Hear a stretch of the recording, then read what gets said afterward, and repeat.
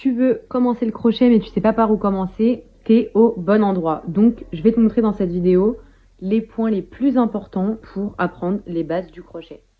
Donc pour commencer, on commence souvent un projet par une chaînette. On commence par faire un nœud coulant.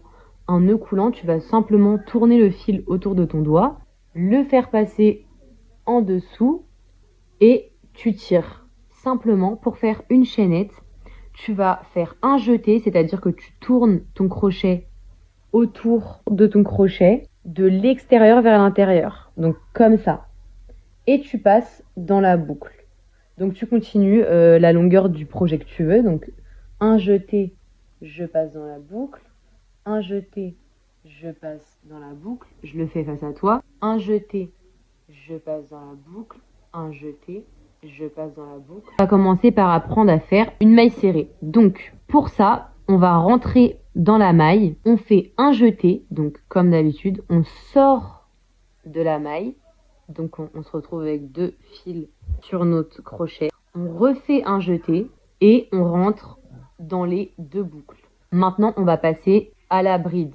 Pour faire une bride, on tourne autour de notre crochet, donc on fait un jeté. On rentre dans la maille suivante.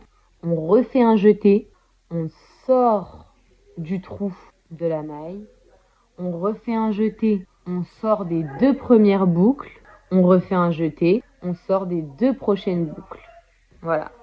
Maintenant, on va faire une demi-bride. Donc, pour faire une demi-bride, on fait un jeté.